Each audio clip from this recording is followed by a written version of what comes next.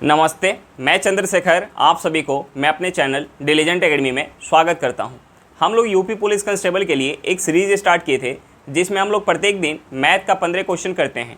वो हमारा क्वेश्चन या तो प्रीवियस ईयर रहता है या प्रीवियस ईयर के ऊपर आधारित क्वेश्चन रहता है। चलिए आज हम लोग उस सीरीज़ में आगे की तरफ चलते हैं। इससे पहले अगर आप मेरे चैनल पर नए हो तो चैनल को सब्सक्राइब कर लें और बेल आइकन को प्रेस करना बिल्कुल ना भूलें ताकि आपको सबसे पहले लेटेस्ट नोटिफिकेशन मिलता रहे। चलिए अब हम लोग क्वेश्चन की तरफ चलते हैं। देखिए हमारा क्वेश्चन क्या दिया हुआ है। हमारा क्वेश्चन दिया है फलों की कीमत में 25% की वृद्धि की गई, खपत को कितना प्रतिशत कम किया जाना चाहिए ताकि खर्च समान रहे। तो देखिए हम सबसे पहले क्या करेंगे, जो हमें ये 25% दिया हुआ है हम इस 25% को फ्रैक्शन में चेंज करते हैं। हम इस 25% को फ्रैक्शन में चेंज करेंगे, 25% को फ्रैक्शन में चेंज करेंगे। ये कितना हो जाएगा 1/4। यानी हम ये मान लेंगे कि अगर फल का कीमत पहले 4 रुपया होगा तो 4 पे 1 का वृद्धि होकर कितना हो गया 5 रुपया हो गया। कीमत जो है अगर पहले कीमत जो है 4 रुपया होगा तो 1 का वृद्धि होकर कीमत कितना हो गया 5 रुपया हो गया। अब देखिए हमें क्वेश्चन में क्या बोला है कि खर्च जो है समान रहे, खर्च समान रहे यानी खपत में कितना प्रतिशत की कमी की जानी चाहिए। तो देखिए हम अगर ये मान लें कि पहले अगर खपत 5 केजी हो रहा था यानी यहाँ खर्च कितना हो रहा था, अगर 4 रुपया पर केजी के दर से अगर 5 केजी का खपत हो रहा था यानी खर्च कितना हो रहा था 20 रुपया। यानी हम यहाँ 20 रुपया बनाने के लिए 4 से गुना करेंगे। अब देखिए यहाँ जो है पहले खपत अगर 5 केजी का हो रहा था तो अब खपत कितना होने लगा 4 केजी का होने लगा। यानी खपत में कितना का कमी हुआ 1 का कमी हुआ। कितने पे 5 पे इंटू 100 करेंगे, यहाँ से हमारा खपत में चेंज परसेंट निकल के आ जाएगा। यानी हम इसे 5 से काटेंगे ये 20 बार में जाएगा। यानी खपत में हमें कितना प्रतिशत की कमी करना पड़ेगा 20% का हमें कमी करना पड़ेगा। चलिए क्वेश्चन समझ में आ गया होगा। नेक्स्ट क्वेश्चन पे चलते हैं। देखिए हमारा क्वेश्चन क्या दिया हुआ है। हमारा क्वेश्चन दिया किसी पुस्तक का क्रय मूल्य 250 रुपया है, यदि पुस्तक पर दी गई क्रमिक छूट 10%, 15% और 20% है तो पुस्तक की कुल छूट ज्ञात करें। देखिए हमें क्रमिक छूट दिया हुआ है और हमें एकल छूट निकालना है। तो देखिए हम सबसे पहले क्या करेंगे, इस परसेंट को फ्रैक्शन में चेंज करेंगे। हम 10% को फ्रैक्शन में चेंज करेंगे, ये कितना हो जाएगा 1/10 हो जाएगा। उसके बाद हम 15% को फ्रैक्शन में चेंज करेंगे, ये हमारा कितना हो जाएगा, ये हमारा हो जाएगा 3/20 हो जाएगा। उसके बाद हम 20% को फ्रैक्शन में चेंज करेंगे, ये हमारा कितना हो जाएगा 1/5 हो जाएगा। यानी पुस्तक अगर 10 रुपये की है तो उस पर 1 रुपये की छूट मिलने पे वो पुस्तक कितना में बिकेगी 9 रुपये में। पुस्तक अगर 10 रुपये की है तो उस पर 1 रुपये का अगर छूट मिल रहा है तो कितना में बिकेगी 9 रुपये में। अगर पुस्तक 20 रुपये की है तो उस पर 3 रुपये का छूट मिलेगा तो कितना में बिकेगी 17 रुपये में। अगर पुस्तक 5 रुपये की है तो उस पर 1 रुपये का छूट मिलेगा तो कितना में बिकेगी 4 रुपये में। अब देखिए हम यहाँ क्या करेंगे, हम इसमें 10, 20 और 5 से गुना कर लेंगे और यहाँ हम 9, 17 और 4 में गुना कर लेंगे। देखिए हम गुना करेंगे 20 में अगर हम 5 से गुना करेंगे कितना हो जाएगा 100, 100 में 10 से गुना करेंगे कितना हो जाएगा 1000, कितना हो जाएगा 1000। अब देखिए हम इस साइड गुना करेंगे, हम 17 में 4 से गुना करेंगे कितना हो जाएगा 68, 68 में अगर हम 9 से गुना करेंगे तो हमारा कितना हो जाएगा 60 में 9 से गुना करेंगे 540 और 8 में 9 से गुना करेंगे कितना हो जाएगा 72, 72 और 540 कितना हो जाएगा 612, कितना हो जाएगा 612। यानी कोई वस्तु जो है 1000 रुपये की है, कोई वस्तु 1000 रुपये की है तो वो बिक कितना में रही है 612 रुपये में बिक रही है। हमें यहाँ क्रय मूल्य से कोई मतलब नहीं है, हमें जो है क्रमिक छूट दिया हुआ है, हमें एकल छूट निकालना है। तो हमें यहाँ क्रय मूल्य से कोई मतलब नहीं है। हम ये मान लेते हैं कि उस वस्तु का क्रय मूल्य अगर 1000 रुपया है तो 612 रुपये में बिक रही है। यानी यहाँ छूट कितने का मिल रहा है, यहाँ छूट कितने का मिल रहा है, हम इस 1000 में से 612 माइनस करेंगे, ये हमारा कितना हो जाएगा, ये हो जाएगा 388। 388 का छूट मिल रहा है किस पे 1000 रुपये पे, 388 का छूट मिल रहा है किस पे 1000 रुपये पे, इंटू 100 करेंगे। यहाँ से हमारा 2 जीरो से 2 जीरो कट जाएगा। अब देखिए हम इस 10 से भाग देंगे, यहाँ से हमारा क्या निकल के आ जाएगा 38.8%। यानी एकल छूट हमारा क्या निकल के आ गया 38.8%। चलिए क्वेश्चन समझ में आ गया होगा। नेक्स्ट क्वेश्चन पे चलते हैं।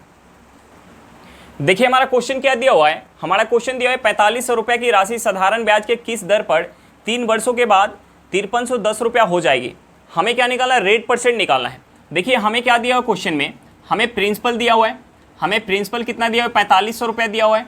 हमें अमाउंट दिया हुआ है, हमें अमाउंट कितना दिया हुआ है 5310 रुपया दिया हुआ है। तो देखिए हम अमाउंट में से अगर प्रिंसिपल माइनस कर देंगे तो हमारा यहाँ से ऐसा ही निकल के आ जाएगा। अगर हम 5310 में से अगर 4500 माइनस करेंगे तो ये हमारा कितना हो जाएगा, ये हो जाएगा 810 रुपया। यानी ऐसा ही कितना मिल रहा है 810 रुपया। हमें टाइम दिया हुआ है, टाइम कितना दिया हुआ है, 3 साल दिया हुआ है। हमें क्या निकालना है, रेट निकालना है, हमें रेट निकालना है। तो देखिए हम यहाँ नॉर्मल फार्मूला यूज करके भी निकाल सकते हैं। देखिए यहाँ एसआई कितना मिल रहा है, 810 रुपया, प्रिंसिपल कितना है 4500 रुपया, हमें समय कितना दिया हुआ है 3 साल, हमें रेट निकालना है, बटा 100 करेंगे। देखिए यहाँ से 2 जीरो से हमारा 2 जीरो कट जाएगा, यहाँ से हमारा रेट क्या हो जाएगा, ये हो जाएगा 810 बटा 45 गुने 3। अब देखिए हम इसे 9 से काटेंगे, ये 9 से हमारा कितने बार में जाएगा, 90 बार में, ये 9 से 5 बार में जाएगा, ये हमारा कितना हो गया 5 दिया 15, 15 से 90 को काटेंगे यानी ये कितने बार में जाएगा 6 बार में, यानी यहाँ से हमारा रेट क्या निकल के आ गया 6% निकल के आ गया। हमारा आंसर क्या हो गया 6%। चलिए क्वेश्चन समझ में आ गया होगा, नेक्स्ट क्वेश्चन पे चलते हैं। देखिए हमारा क्वेश्चन क्या दिया हुआ है, हमारा क्वेश्चन दिया हुआ है एक राशि को जब वार्षिक चक्रवृद्धि ब्याज की एक निश्चित दर पे निवेश किया जाता है तो 2 साल बाद परिपक्व होने पर वह निवेशित राशि का 1.21 गुना हो जाता है। तो वार्षिक चक्रवृद्धि ब्याज की दर क्या है, हमें क्या निकालना है, रेट ऑफ इंटरेस्ट निकालना है। देखिए हमें दिया हुआ है कि 2 साल में वह धन जो है कितना हो जा रहा है, 1.21 गुना हो जा रहा है। यानी हमने मान लिया कि धन जो है यानी प्रिंसिपल, हमने मान लिया प्रिंसिपल 100 रुपया है, प्रिंसिपल 100 रुपया है, तो 2 साल बाद अमाउंट कितना हो जा रहा है, 2 साल बाद अमाउंट हमें क्वेश्चन में दिया हुआ है 1.21 गुना हो जा रहा है। यानी 1.21 में अगर हम 100 से गुना करेंगे तो ये हमारा कितना हो जाएगा 121 रुपया। यानी अगर प्रिंसिपल हमारा 100 रुपया है तो 2 साल बाद अमाउंट कितना हो जा रहा है 121 रुपया। हमें टाइम क्या दिया हुआ है, टाइम हमें दिया है 2 साल। हमें क्या निकालना है, हमें रेट निकालना है, हमें रेट निकालना है। तो देखिए अमाउंट का फार्मूला क्या होता है, चक्रवृद्धि ब्याज में अमाउंट का जो फार्मूला होता है, amount equal to principal into 1 plus R बटा 100 के पावर टी। देखिए हम इस फार्मूला में रखेंगे यहाँ से ए पी और आर का वैल्यू, हम टी का वैल्यू रखेंगे तो यहाँ से हमारा आर निकल के आ जाएगा। या हमें 2 साल का समय दिया हुआ है, हमें जो है 2 साल का समय दिया हुआ है और हमें प्रिंसिपल दिया हुआ है और अमाउंट दिया हुआ है, हमें प्रिंसिपल दिया हुआ है और अमाउंट दिया हुआ है। प्रिंसिपल हमारा कितना है 100 रुपया है और अमाउंट कितना है 121 रुपया है, और हमें कितना दिया हुआ है समय, समय 2 साल का समय दिया हुआ है। तो हम यहाँ से क्या करेंगे, स्क्वायर रूट निकालेंगे। हमें 2 साल का समय दिया हुआ है तो हम यहाँ से स्क्वायर रूट निकालेंगे। अगर हमें 3 साल का समय दिया होता तो हम यहाँ क्यूब रूट निकालते हैं। अब देखिए हम यहाँ से 100 का अगर स्क्वायर रूट निकालेंगे तो ये हमारा कितना हो जाएगा 10 हो जाएगा, और 121 का अगर हम स्क्वायर रूट निकालेंगे तो कितना हो जाएगा 11 हो जाएगा। यानी 10 रुपया 1 साल में 11 रुपया हो गया। यानी यहाँ ब्याज कितने का मिल गया, यहाँ जो ब्याज मिल गया 10 रुपया 1 साल में अगर 11 रुपया हो जा रहा है तो ब्याज कितने का मिल गया 1 रुपया का, किस पे 10 पे, इंटू 100 करेंगे। यहाँ से 1 जीरो से 1 जीरो कट जाएगा, हमारा यहाँ से क्या निकल के आ गया 10%। यानी रेट परसेंट हमारा क्या निकल के आ गया 10% निकल के आ गया। चलिए क्वेश्चन समझ में आ गया होगा, नेक्स्ट क्वेश्चन पे चलते हैं। देखिए हमारा क्वेश्चन क्या दिया हुआ है, हमारा क्वेश्चन दिया हुआ है ए 8 दिनों में एक काम कर सकता है जबकि बी उसे 12 दिनों में पूरा कर सकता है। सी वह काम कितने दिनों में पूरा कर सकता है यदि वे तीनों मिलकर यह काम 3 दिनों में पूरा कर सकते हैं। तो देखिए हमें दिया हुआ है कि ए जो है अकेले उस काम को 8 दिन में कर रहा है, बी जो है अकेले उस काम को 12 दिन में कर रहा है, और ए बी और सी मिलके तीनों मिलके एक साथ उस काम को 3 दिन में पूरा कर रहे हैं। तो हमसे पूछ रहा है कि सी उस काम को कितना दिन में करेगा। तो देखिए हम सबसे पहले क्या करेंगे, जो हमारा समय दिया हुआ है हम उस समय का एलसीएम निकालेंगे। सबसे पहले हम उस समय का एलसीएम निकालेंगे। हमें समय क्या दिया हुआ है, हमें समय जो दिया हुआ है 8 दिन, दूसरा हमारा समय क्या दिया हुआ है 12 दिन, और तीसरा हमारा समय क्या दिया हुआ है 3 दिन।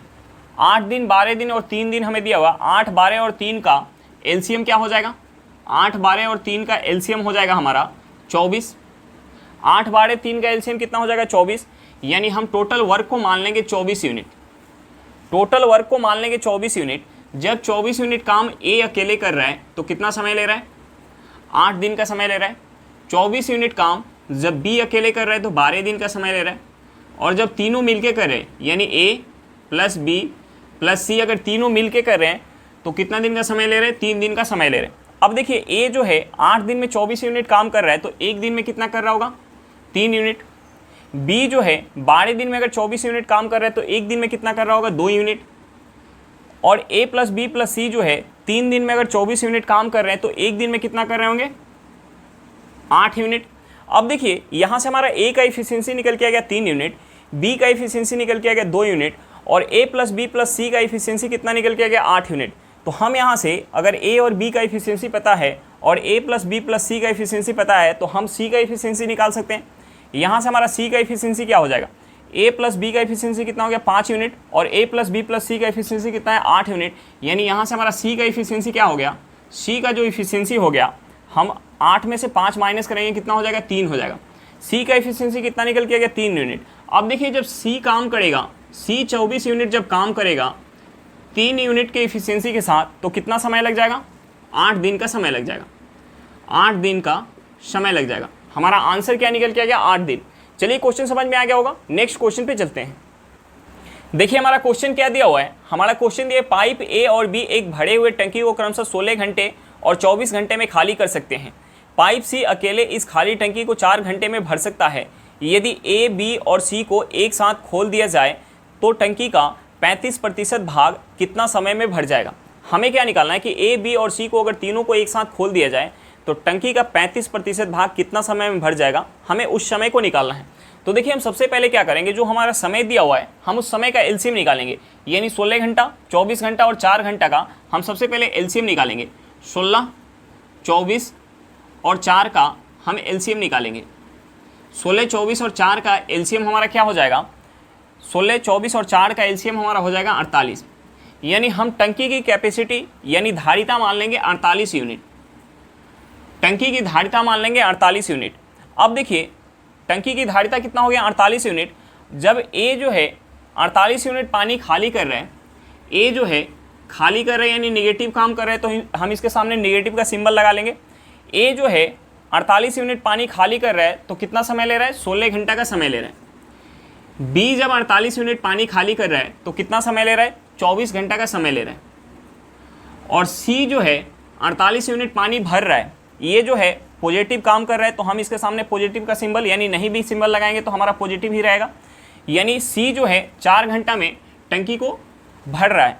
अब देखिए ए जो है 16 घंटा में अगर 48 यूनिट पानी खाली कर रहा है तो 1 घंटा में कितना खाली करेगा, 1 घंटा में 3 यूनिट पानी खाली करेगा।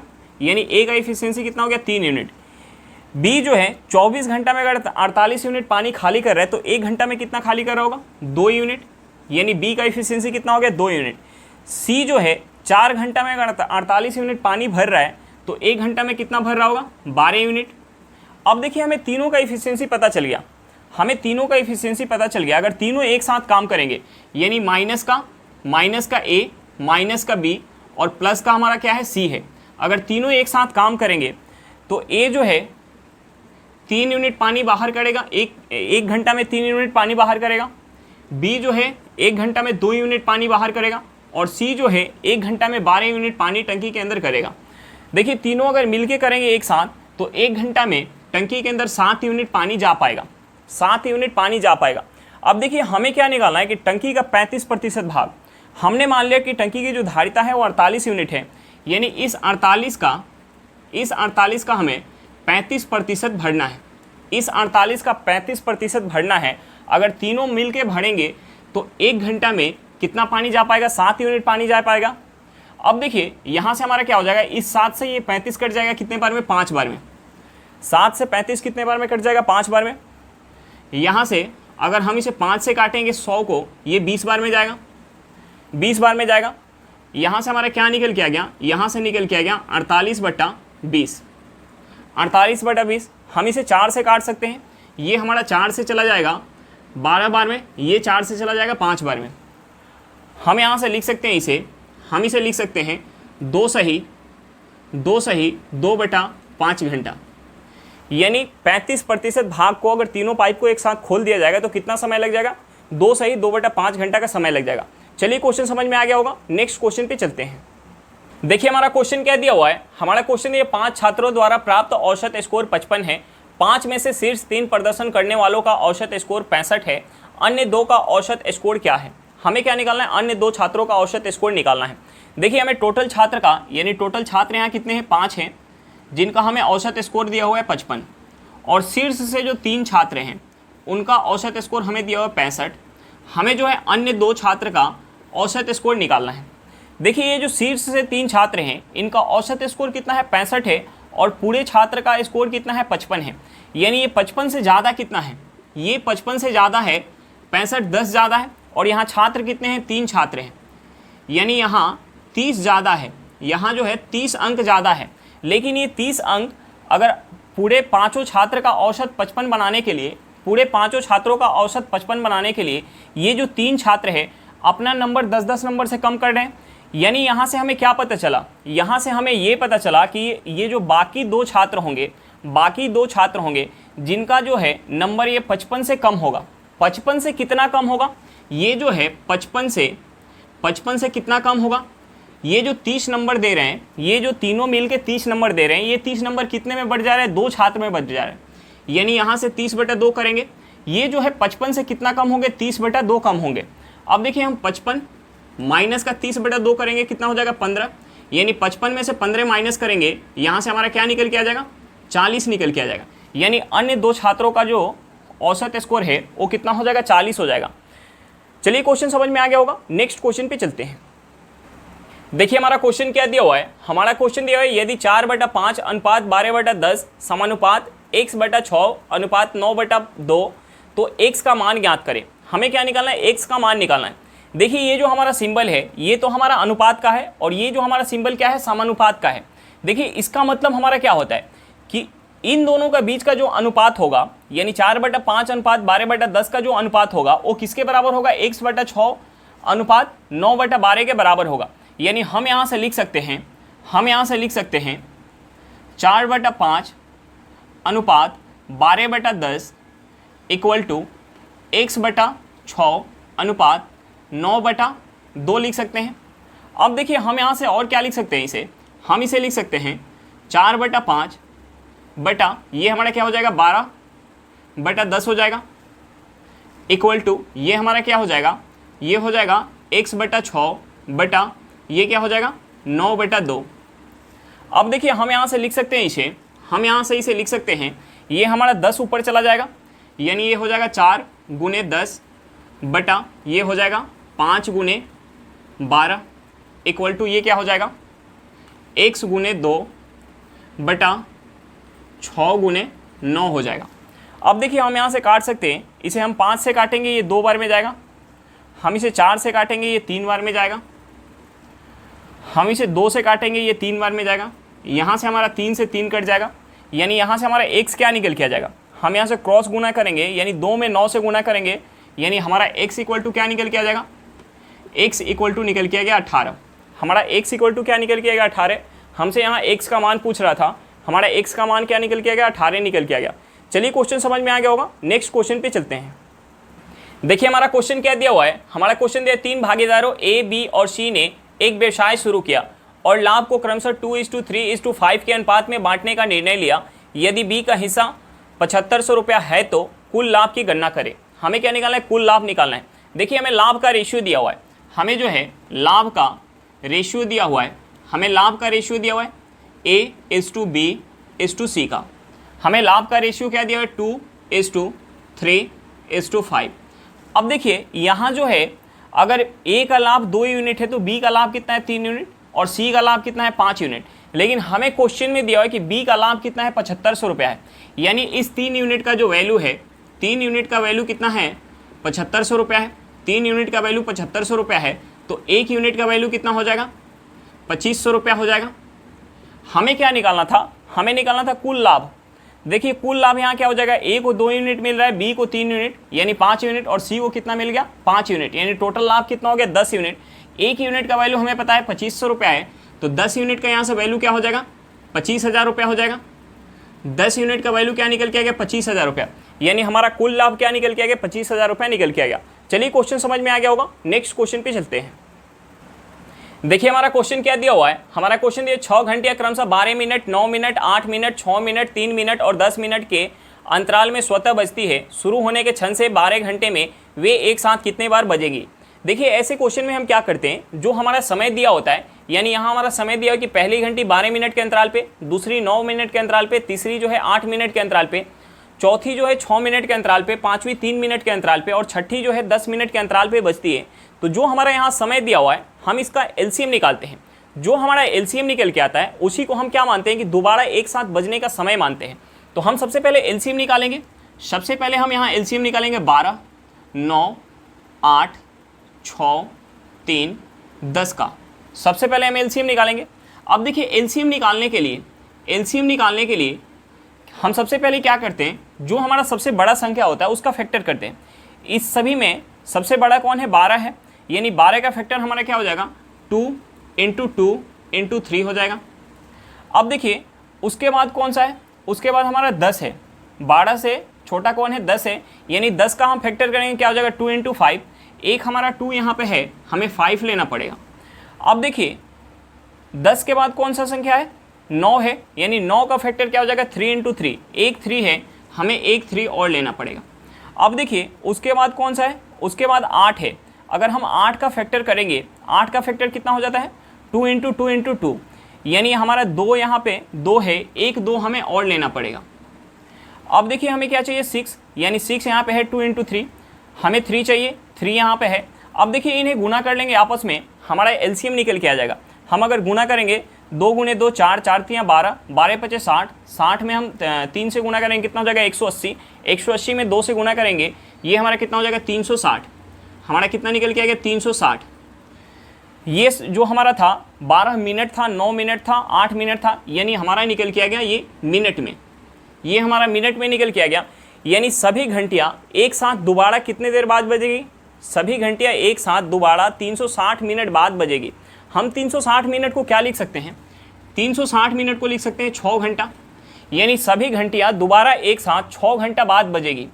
अब देखिए हमें दिया हुआ 12 घंटा में कितने बार एक साथ बजेगी, 6 घंटा में एक बार एक साथ बज रही है, 6 घंटा में एक बार एक साथ बज रही है, तो 12 घंटा में कितना बजेगी, 12 घंटा में 2 बार एक साथ बजेगी, 12 घंटा में 2 बार एक साथ बजेगी।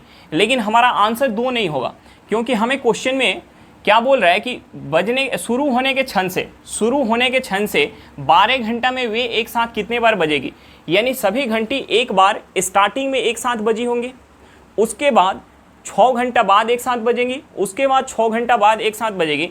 यानी हमारा आंसर क्या हो जाएगा, हमारा आंसर हो जाएगा 2 बार प्लस का एक बार हमारा कौन सा होगा, शुरू वाला, यानी हमारा आंसर क्या निकल के आ जाएगा 3 बार, यानी सभी घंटियाँ 12 घंटे में एक साथ 3 बार बजेंगी।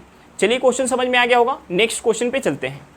देखिए हमारा क्वेश्चन क्या दिया हुआ है, हमारा क्वेश्चन दिया हुआ है यदि दी गई संख्या 11 से पूर्णतः विभाज्य है तो r का मान ज्ञात करें। हमें ये संख्या दिया हुआ है और हमें यहाँ r दिया हुआ है, हमसे r का वैल्यू पूछ रहा है कि हम इस r के जगह क्या रखें कि ये जो संख्या है 11 से पूर्णतः विभाजित हो जाए। तो देखिए 11 से पूर्णतः विभाजित होने का जो हमारा नियम होता है, ये हमारा संख्या दिया हुआ है 34R0503056। तो देखिए हम 11 से पूर्णतः विभाजित है कि नहीं इसे चेक करने के लिए हम क्या करेंगे, दाहिने साइड से जोड़ा बनाएंगे। हम दाहिने साइड से जोड़ा बनाएंगे और सभी जोड़े में हम 11 से भाग देंगे, और हमारा शेष जो है ओवरऑल अगर 0 निकल के आ गया तो हमारी ये संख्या जो होगी वो 11 से पूर्णतः विभाजित होगी। अब देखिए इस 34 में अगर हम 11 से भाग देंगे, यानी यहाँ हमारा शेष क्या बच जाएगा प्लस का 1, यहाँ शेष क्या बच जाएगा प्लस का 1। अब देखिए यहाँ हम अभी 8 और 0 है तो हम इसे अभी रहने देते हैं। हम 50 में अगर 11 से भाग देंगे, 11 पचे कितना होता है 55, 11 पचे 55, यानी यहाँ हमारा शेष कितना बच जाएगा, यहाँ हमारा शेष बच जाएगा माइनस का 5, यहाँ हमारा शेष क्या बच जाएगा माइनस का 5। अगर हम 30 में 11 से भाग देंगे, यानी 11 तियाँ कितना होता है 33, यानी यहाँ हमारा शेष कितना बच जाएगा माइनस का 3, यहाँ हमारा शेष बच जाएगा माइनस का 3। और ये हमारा कितना है, ये हमारा है 56 में अगर हम 11 से भाग देंगे, 11 पचे 55 होता है, यानी यहाँ हमारा शेष क्या बच जाएगा प्लस का 1। अब देखिए ये जो हमारा शेष है ओवरऑल 0 हो जाना चाहिए, यहाँ हमारा प्लस का 1 है और यहाँ प्लस का 1 है, ये कितना हो जाएगा प्लस का 2, यहाँ हमारा माइनस का 5 है और माइनस का 3, ये कितना हो गया माइनस का 8, माइनस का 8 और प्लस का 2 हमारा कितना हो जाएगा माइनस का 6। यानी हम इस r के जगह क्या रखें, कि हमारा प्लस का 6 निकल के आ जाए। शेष जो है हम इस r के जगह क्या रखें कि हमारा शेष प्लस का 6 निकल के आ जाए। अब देखिए हम इसे ऐड करेंगे, हमारा कितना हो गया प्लस का 1 प्लस का 6 कितना हो जाएगा प्लस का 7, ये कितना है प्लस का 1, यानी प्लस का 7 और 1 कितना हो गया प्लस का 8, और ये हमारा कितना है माइनस का 8। प्लस का 8 और माइनस का 8 कितना हो गया, 0 हो गया। यानी हम इस r की जगह वैसा वैल्यू क्या रखें कि हमारा शेष जो है 6 निकल के आ जाए। तो देखिए हम इस r की जगह अगर 5 रख लें तो ये कितना हो जाएगा 50। अगर हम 50 में 11 से भाग देंगे, 11 में 4 से गुना करते हैं तो कितना होगा 44। यानी 44 हमारा होता है, ये हमारा कितना है 50 है। यानी यहाँ हमारा शेष कितना बचेगा प्लस का 6। यानी इस r की जगह हम क्या रख सकते हैं, इस r की जगह हम रख सकते हैं r = 5 रख सकते हैं। अगर हम r की जगह 5 रखेंगे तो ये जो हमारी संख्या बन के आएगी, हमारी संख्या क्या बन के आ जाएगी, हमारी संख्या बन के आ जाएगी 3 4 5 0 5 0 3 0 5 6। ये जो हमारी संख्या बन के आ जाएगी वो हमारी संख्या क्या होगी, 11 से पूर्णतः विभाजित होगी। हमसे क्या पूछ रहा था, r का मान, r का मान हमारा क्या निकल के आ गया 5 निकल के आ गया। चलिए क्वेश्चन समझ में आ गया होगा, नेक्स्ट क्वेश्चन पे चलते हैं। देखिए हमारा क्वेश्चन क्या दिया हुआ है, हमारा क्वेश्चन दिया है एक बेलनाकार स्तंभ का वक्र पृष्ठीय क्षेत्रफल 264 मीटर स्क्वायर और आयतन 924 मीटर क्यूब है। व्यास और ऊंचाई का अनुपात क्या है। हमें क्या निकालना है, बेलन का व्यास और ऊंचाई का अनुपात निकालना है। तो देखिए हमें सबसे पहले बेलन का रेडियस और हाइट निकालना पड़ेगा। हम रेडियस और हाइट कैसे निकाल सकते हैं, देखिए हमें क्वेश्चन में यहाँ क्या दिया हुआ है, बेलन का वक्र पृष्ठीय क्षेत्रफल हमें दिया हुआ है। बेलन का वक्र पृष्ठीय क्षेत्रफल का फॉर्मूला क्या होता है, 2 पाई RH। हमें क्वेश्चन में ये क्या दिया हुआ है, 264 मीटर स्क्वायर। हमें दूसरा क्या दिया हुआ है, बेलन का आयतन दिया हुआ है। देखिए बेलन का आयतन का फॉर्मूला क्या होता है, पाई R स्क्वायर H। पाई R स्क्वायर H हमें क्या दिया हुआ है, हमें क्वेश्चन में दिया हुआ है 924 मीटर क्यूब। अब देखिए हम यहाँ से R कैसे निकाल सकते हैं।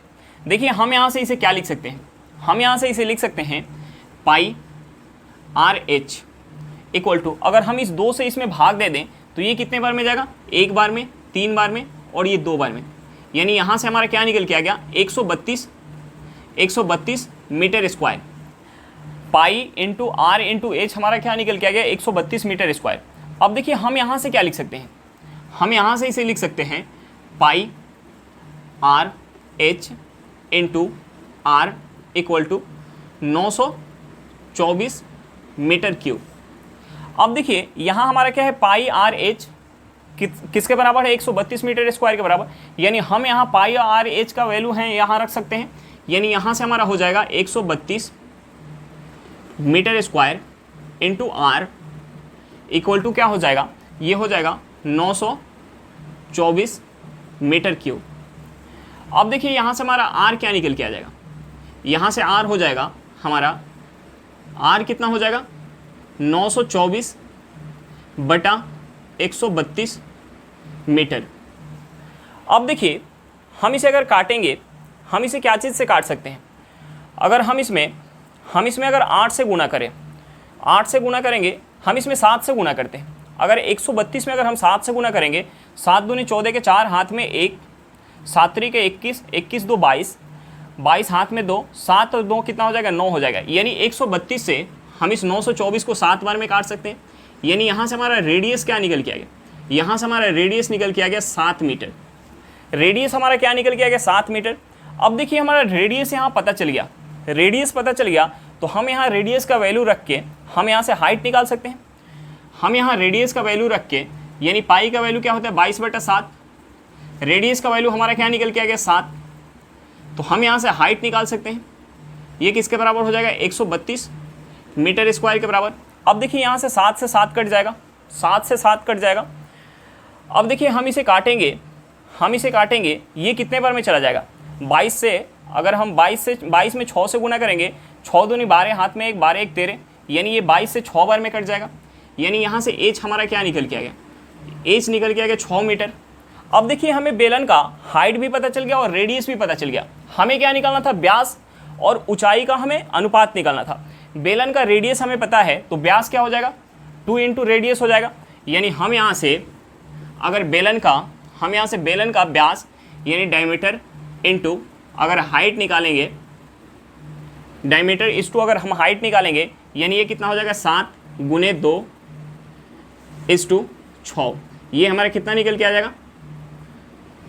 हम इसे यहाँ 2 से काट लेते हैं, या 2 से काटेंगे तो ये कितने बार में चला जाएगा 3 बार में, यानी 7:3 निकल के आ गया। हमारा रेडियस क्या निकल के आ गया 7:3 निकल के आ गया। हमारा आंसर जो है वो क्या निकल के आ गया 7:3 निकल के आ गया। चलिए क्वेश्चन समझ में आ गया होगा, नेक्स्ट क्वेश्चन पे चलते हैं। देखिए हमारा क्वेश्चन क्या दिया हुआ है, हमारा क्वेश्चन दिया हुआ है एक व्यक्ति स्थान ए से बी तक 12 किलोमीटर पर घंटा की चाल से जाता है और बी से ए तक 18 किलोमीटर पर घंटा की चाल से लौटता है। पूरी यात्रा के दौरान उसकी औसत चाल ज्ञात करें। हमें क्या निकालना है, एवरेज स्पीड निकालना है। देखिए ए से बी जा रहा है 12 किलोमीटर पर घंटा की चाल से, यानी ए से बी की जो दूरी होगी वही दूरी क्या होगी, बी से ए की होगी, यानी दूरी तो बराबर है। यहाँ दूरी बराबर है तो हम यहाँ क्या लगा सकते हैं, एवरेज स्पीड का फॉर्मूला लगा सकते हैं। डिस्टेंस हमारा सेम है तो हमारा औसत स्पीड का औसत चाल का अगर हमारा यहाँ 2 चाल दिया हो तो फार्मूला क्या होता है, 2 इंटू एक्स इंटू वाई बटा एक्स प्लस वाई। यहाँ एक्स और वाई क्या है, स्पीड है, यानी एक स्पीड एक्स है तो दूसरा क्या है, वाई है। अब देखिए यहाँ हमें इस क्वेश्चन में क्या दिया है कि एक स्पीड क्या है 12 किलोमीटर है और दूसरा क्या है 18 किलोमीटर है, यानी यहाँ से हो जाएगा 2 इंटू 12 गुने 18 बटा क्या हो जाएगा 12 प्लस का 18। अब देखिए हम 12 में 18 को ऐड करेंगे, ये कितना हो जाएगा, 12 में 18 ऐड करेंगे हमारा हो जाएगा 30, यानी यहाँ से हमारा क्या हो गया, यहाँ से हो गया 2 इंटू 12 गुने 18 बटा 30। अब देखिए हम इसे 2 से काटेंगे, ये 2 से कितने बार में जाएगा, 15 बार में। हम इसे 3 से काटेंगे, ये 6 बार में, ये 3 से कितने बार में जाएगा, 5 बार में। अब देखिए यहाँ से क्या हो गया, हम 12 में 6 से गुना कर लेंगे, कितना हो जाएगा 72 बटा 5 किलोमीटर पर घंटा। हमारा एवरेज स्पीड क्या निकल के आएगा, 72 बटा 5 किलोमीटर पर घंटा। हम इसे क्या लिख सकते हैं, हम इसे लिख सकते हैं 14 सही 2 बटा 5 किलोमीटर पर घंटा लिख सकते हैं। हम इसे क्या लिख सकते हैं, 14 सही 2 बटा 5 किलोमीटर पर घंटा लिख सकते हैं। चलिए क्वेश्चन समझ में आ गया होगा, नेक्स्ट क्वेश्चन पे चलते हैं।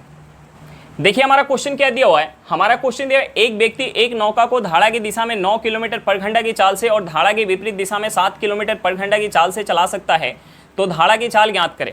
हमें क्या निकालना है, धारा की चाल निकालना है। देखिए जब भी कभी नाव धारा की दिशा में जाएगी तो वहाँ क्या होगा, नाव और धारा का स्पीड ऐड हो जाएगा, और जब भी कभी नाव धारा के विपरीत जाएगी तो वहाँ क्या हो जाएगा, नाव और धारा का स्पीड माइनस हो जाएगा। अब देखिए हमें क्वेश्चन में दिया हुआ है कि धारा की दिशा में 9 किलोमीटर पर घंटा की स्पीड से चल रहा है नाव, यानी धारा की स्पीड में, धारा की दिशा में जब जाएगा तो वहाँ क्या हो जाएगा, नाव और धारा का स्पीड हो जाएगा ऐड। ये हमें कितना दिया हुआ है, 9 किलोमीटर पर घंटा, और जब धारा के विपरीत जाएगा तो वहाँ क्या हो जाएगा, धारा और नाव का स्पीड हो जाएगा माइनस। हमें क्वेश्चन में क्या दिया है, 7 किलोमीटर पर घंटा, 7 किलोमीटर पर घंटा। अब देखिए हमें क्या निकालना है, हमें निकालना है धारा का चाल। देखिए हमें धारा की चाल निकालना है, यानी हमें y का वैल्यू निकालना है। तो हम इन दोनों समीकरण को अगर माइनस कर दें, अगर हम यहाँ इन दोनों समीकरण को ऐड करेंगे तो हमारा x का वैल्यू निकल के आएगा, यानी नाव का स्पीड निकल के आएगा। लेकिन हमसे क्वेश्चन में धारा का स्पीड पूछ रहा है, तो हम इन दोनों को माइनस कर देंगे तो हमारा यहाँ से y का वैल्यू निकल के आ जाएगा।